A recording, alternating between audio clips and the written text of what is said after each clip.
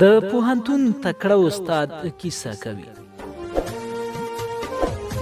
زمکه مې خرڅه کړه، زده کړې مې وکړې، ان تر PhD لاړم، خو ښې زده کړې مې وکړې.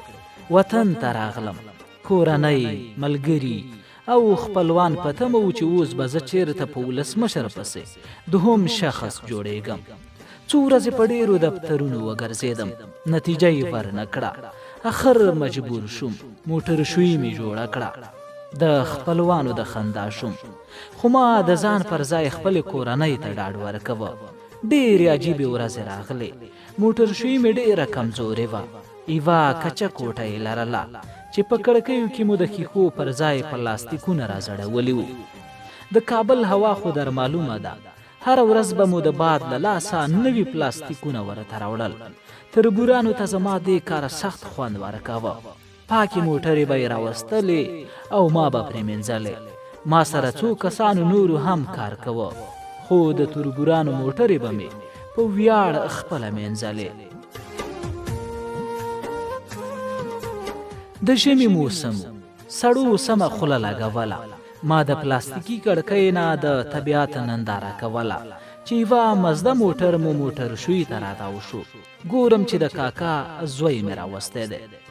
ووتلم، موټر د غواګانو له خوشیانو ډکو. خدای مې د غاړه نه بندوي، فکر کوم خپله یې پکې اچولی و. ما ته یې ویل دا مو د ملګرو موټر دی، لږ یې پاک کړه. ما سره لګیا کار کوونکي موټر خواته روان شو. ما پرې نه ښودل، ځکه د تره بچي هیله مې ماتېدله. هغه په دې هیله راغلی و چې موټر زه پرې مینځم او زه ورته خجالت شم. نو ما هم نه هیلې نه لیږه.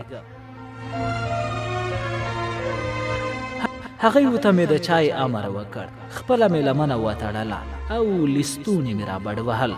که رښتیا ووایم په دې کار نو سخت خفه وم. سترګې مې له اوښکو ډکې وې، خو کار مې ښه په جرأت سره کوه. تره زوی مې د چای ګیلاس سره راووته، راته وایي سمې پاک کړه. رښتیا ووایم ډېر سخت حالات و، خدای هیله وه او ما پوره کوله. څو ورځې وروسته موټر مې مینځه. د موټر خاوند وارخطا و. ما به هڅه دا کوله چې موټر ښه پاک کړم تر څو بیا ما ته راشي. ما ورته کړه چې ولې دومره وارخطا یې؟ ویل یې محصل یم، ازموینه لرم. دینو په اقتصاد پوهنځي کې زده کړې کولی او زه د همدې برخې ډاکټر وم. مال په کوم مضمون کې ازموینه لري؟ ویل یې اکاونټینګ کې. ورته مې وویل هغې کوټې ته لاړ شه، زه درځم. ځوان لاړ، زه هم ورپسې لاړم. مال پرچې لرې؟ شروع مې وکړه. د 6 میاشتو درس مې ورته 15 دقیقو کې خلاص کړ. سړی حق پکو، راته وایي هغه موټر تا نه مینځه؟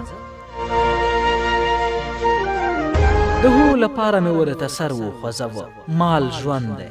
د خپلو زده کړو په هکله مې ورته وویل. له سړي خپله ازموینه هیره شوه. حق پکو راپسې ونښته. ویل یې ما سره به پوهنتون ته ځي. زه د رئیس سره کېنوم، رئیس مې ملګری دی، تر څو د استادۍ کار دې وشي. ورسره روان شوم. راته وایي نورې جامې نه اچوي؟ مال نه، هسې نه هم کار مې نه کېږي، خو ستا لپاره به لاړ شم. لون خیش د رئیس په دفتر کې یوې خواته ودرېدم. په ریاست کې ډېر ښه او لوکس کوچونه پراته وو. هېڅ مې زړه نه غوښته چې کېنم. رئیس را باندې د مستري شک وکړ، خو یو جانماز مې چپه په کوچو اچوه او کېناستم. محصل ورته غریو نیولی وپېژندلم. رئیس صاحب خندان په تمسخر زما خواته راوکتل. د ځان خلاصي په خاطر یې وویل ډیمو ته چمتووالی ونیسه، موږ به زنګ درته وکړو. ما زیاته کړه زه ډیمو ته چمتو یم. په رئیس مې دا خبره ښه ونه لګېده، خو ما تاکید وکړ. دستي ټلیفون واخیست. بلې، هغه پاکستانی استاد، هغه پلانکې او هغه بستانکې استاد 8م سمیستر ته ولېږئ چې ډیمو لرو. د ریاست نه یو خیرنجامه او یو سپریدار رئیس روان شو. رښتیا یو مارکر یې راکړ. ما ترې د 2 نورو غوښتنه هم وکړه. سړی حق پکو. ټولګی یعنې کلاس ډک. سلام مې وکړ. ټول صنف مسکی کېده. زه پوهېدم چې زما جامو او د کابل په دومره قوي پوهنتون کې استاد کېدل په همدې پسې مسکاوې شروع دي. ما ته وای شروع کړه. مال په څه کې درس درکړم؟ ویلی ستا خوښ. ما لس د اقتصاد موضوعات په تخته ولیکل. خط مې په تخته ډېر ښه ښکارېده.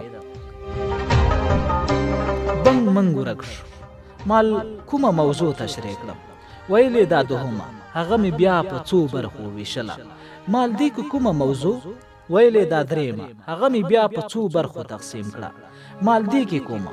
بس ټوله تخته باندې مې د سمستر د پیل نه تر اخره ټول موضوعات ولیکل. 2 وصل تختې ډاکې شوې. ناڅاپه د لاسونو پړکا پیل شوه. شاته مې مخ واړوه. ټول صنف ولاړ دی. مخې ته یو خیرن ځوان لون خیشت د ډېرو هیلو سره ولاړ دی. رئیس غږ وکړ: ځوانه څومره معاش غواړې؟ ډېر هیلهمن شو. ووتلو. دستي 5 کلاسونه راته راوسپارل. ما لکه ماشین کار کوه. فرصت لاسته راغلی و. د میاشت په آخر کې راته د پوهنتون د غوره استاد او د جیګ ماش وړونکي په نامه مراسم ونیول. جیګ ماش په دې پوهنتون کې تر 50,000 خو ما تر 120,000 افغانۍ واخیستې. له هغې وروسته په امریکایي پوهنتون، وزارت مالیه، نړیوالو کمپنیانو، نړیوالو پوهنتونونو سره دندې ترسره کړې.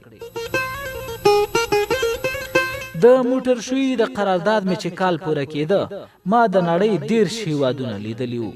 زه مې تربورانو ته اوس هم ډېره مینه ورکوم. ډېر احترام یې هم کوم. هو هغوی هم پوه شوي دي. شاته مې بالغ دي. اوس مې تخلص سره صیب هم وایي. له رب مې خوشحاله یم. یوه وړه خاني ده او جوړه ده. ژوند ته مه تسلیمېږئ. ژوند اړخونه لري. تل د سبا په غم کې شئ. همدا کافي ده چې ځان ته خجالت نه یاست او فرصتونه مو په ژوند کې حتمي راځي.